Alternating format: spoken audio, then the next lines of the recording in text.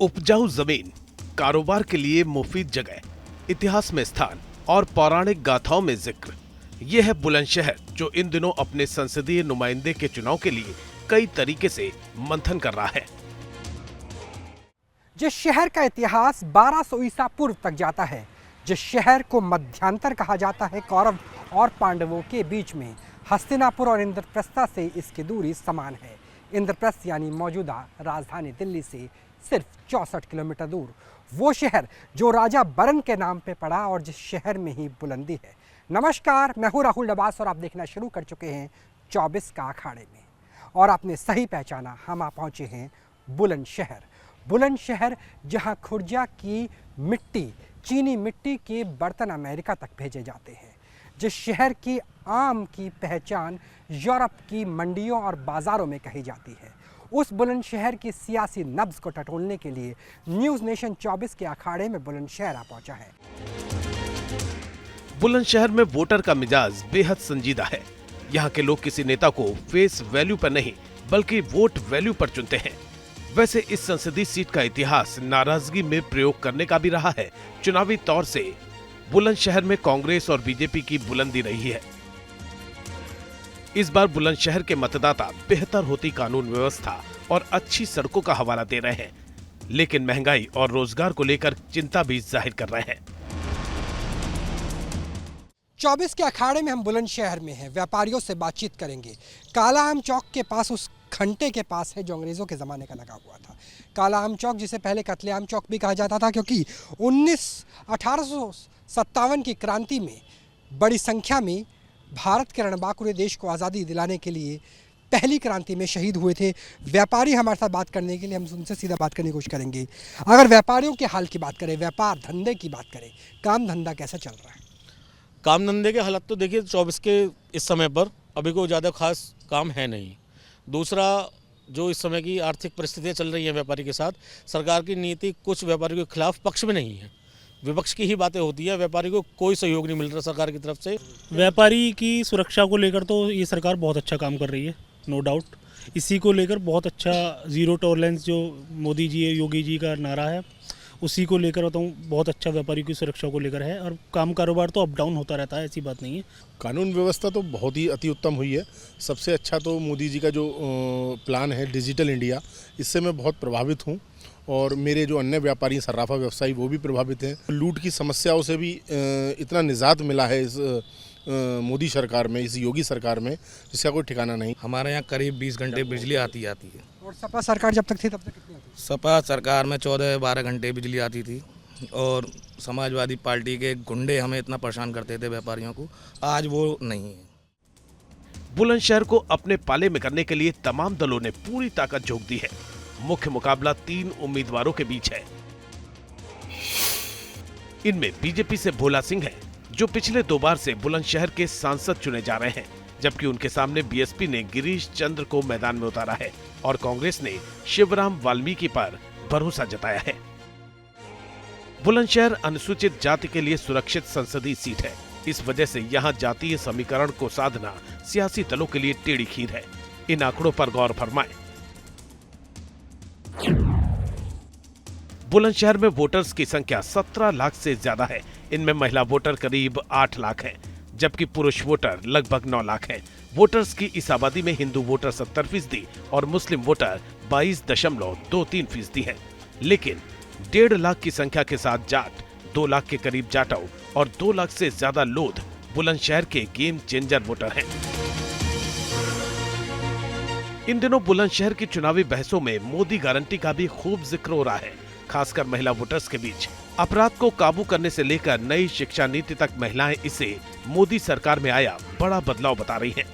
First time vote करने वाली लड़कियां भी सुरक्षा के लिहाज से खुशी जाहिर कर रही हैं। जब से ये सरकार बनी है तो लड़कियों को सुरक्षा ज़्यादा मिली है। मोदी सरकार का शिक्षा के प्रति अच्छा रुझान रहा है और आगे भी शायद अच्छा रहेगा। और बेसिकली सुरक्षा का ज़्यादा, बेसिकली जो स्ट्रॉन्ग हुए स्टूडेंट्स वो मोदी सरकार में हुए, क्योंकि उनकी जो नीड्स हैं, जो सिक्योरिटी है, क्योंकि अपॉर्चुनिटी पहले लेडीज़ को इतनी मतलब थी, इनसिक्योर थी। बच्ची जब स्कूल जाती थी तो इनसिक्योर थी, अगर आप पहले सरकार की बात करें, लेकिन आज कॉन्फिडेंस है कि वो स्कूल जा रही हैं, कॉलेज जा रही हैं विद कॉन्फिडेंस। शिक्षा व्यवस्था में परिवर्तन की ज़रूरत है, जहां हम वास्तव में चीज़ों को देख पाएँ। सर, बुलंदशहर में सबसे बड़ी बात सिक्योरिटी हुई है। हमारी जो एसपी साहिबा हैं वो काफ़ी अच्छे से काम करती हैं और काफ़ी सिक्योरिटी के लिए उन्होंने लड़कियों के लिए काफ़ी कुछ किया है। जैसे हमारी मैम ने बताया, हमारे कॉलेज में टीम आती है, बच्चों की सुरक्षा के लिए वो तैनात रहते हैं। तो बुलंदशहर में सुरक्षा की दृष्टि से तो काफ़ी कुछ हुआ है। महंगाई से परेशान है, रोजगारी है नहीं है, महंगाई से इतना परेशान है हम। कंपेयर किया जाए राहुल गांधी और मोदी जी के में, तो मैं वो मोदी जी को अपने खुशी से वोट डालना चाहूँगी, क्योंकि उनके द्वारा जो कार्य किए गए हैं वो मेरे नज़रिए में तो काफ़ी अच्छे हैं और काफ़ी बेहतर हैं। बुलंदशहर जिले का खुर्जा शहर पॉटरी इंडस्ट्री के लिए पूरी दुनिया में मशहूर है। यहाँ बने क्रॉकरी के सामान दुनिया के कई मुल्कों तक जाते हैं। यहीं से बुगरासी प्रजाति के आम भी विदेशों में निर्यात होते हैं। लेकिन दूसरी ओर गन्ना किसानों को गन्ने का भुगतान और आवारा पशुओं की चिंता है, तो कारोबारियों की जीएसटी को लेकर शिकायत है। हालांकि लॉ एंड ऑर्डर में सुधार की वजह से फर्क सबको नजर आ रहा है। आज जो भाजपा की सरकार पिछले 10 साल से चल रही है और आने वाले 5 साल में 400 पार का नारा जो मोदी जी का है, बिल्कुल सत्य है, अटूट सत्य है। ये तो पिछले 10 सालों में आज तक उन्होंने जनसंपर्क जो अब भी चल रहा है, अभी तक वो यहाँ पर नहीं आए, उन्होंने एक बार भी जनसंपर्क नहीं किया है। 10 साल में कभी उन्होंने पलटकर नहीं देखा है कि उनके जो ये लोकसभा क्षेत्र है उसमें क्या हो रहा है, क्या नहीं हो रहा है। लोग पीड़ित हैं, व्यापारी पीड़ित हैं, लोग परेशान। प्रत्याशी को कोई वोट नहीं दिया जा रहा, मोदी जी के नाम पे भारतीय जनता पार्टी को या कुछ ना कुछ राम मंदिर के नाम पर वोट किया जा रहा है हमारी तरफ से। जो सरकार कर रही है, जो सरकार कानून बना रही है वो सही बना रही है और लोगों के फायदे के लिए बना रही है, फिर भी लोग क्या करते हैं कि विरोध में खड़े हो जाते हैं। जो रोड जो बन रही है उनमें सही हिसाब किताब बन रहा है कि भाई रास्ते सही हैं, आने जाने के लिए सुविधा हो रही है कि जहाँ 1 घंटा का रास्ता हुआ 15 मिनट में पहुँच रहे हैं। शिक्षा पे इतनी महंगाई हो चुकी है, आम किसान अच्छे स्कूल में पढ़ा नहीं सकता। सबसे ज़्यादा दिक्कत ये हो गई है किसान को। कोई भी बनेगा कांग्रेस। भैया ये तो जुमले वाली सरकार है, सदा इन्होंने जुमले ही बोले। बुलंदशहर में कांग्रेस अपनी पुरानी सियासी रौनक हासिल करने की भरपूर कोशिश कर रही है। कांग्रेस प्रत्याशी शिवराम वाल्मीकि मनमोहन सरकार के कामों की फेहरिस्त बताने के साथ ग्रेटर नोएडा और बुलंदशहर को मेट्रो से जोड़ने का वादा कर रहे हैं। बुलंदशहर जहां 2 बार से बीजेपी सत्ता में है और तीसरी बार इंडिया गठबंधन के उम्मीदवार वाल्मीकि जी सीधे तौर पर चुनौती दे रहे हैं। सर, अगर आपकी चुनौती की बात करें तो आपकी चुनौती कितनी आपको लग रहा है कि इस बार कामयाब होगी? क्या क्या आपके कुछ एजेंडे में है? हमारी चुनौती 100% कामयाब होगी। 90% हम कामयाब हो गए हैं, 10% ये 5-7 दिन का मामला बचा है, उसमें हम पूर्ण रूप से सफलता लेंगे। लेकिन जो मौजूदा सांसद है उनका कहना है भोला जी का, देखिए 2 इंजन की सरकार है, हमने पूरा काम करके दिखाया है, बयार है, 400 पार की डेवलपमेंट हुआ है, नेशनल हाईवेज गिनाते हैं। आपके एजेंडे में क्या है कि आपको लगता है कि जनता इन चीज़ों को लेकर के आपके साथ होगी, चाहे महंगाई हो? नेशनल हाईवे की जो बात आपने कही है, नेशनल हाईवे माननीय डॉक्टर मनमोहन सिंह की योजना थी, इनकी तो योजना ही नहीं थी। कांग्रेस और बीएसपी के सामने बीजेपी उम्मीदवार भोला सिंह हैट्रिक की तैयारी में है। बीजेपी पहले भी 5 बार लगातार इस संसदीय सीट को जीत चुकी है, लेकिन इस बार मौजूदा सांसद भोला सिंह का भरोसा डबल इंजन की सरकार पर है। जनता का अपार सहयोग, अपार विश्वास और अपार समर्थन मिल रहा है। बहुत प्यार, अटूट प्यार जनता का मिल रहा है। जितना प्यार मैंने 2 चुनावों में नहीं देखा उससे अधिक मिल रहा है।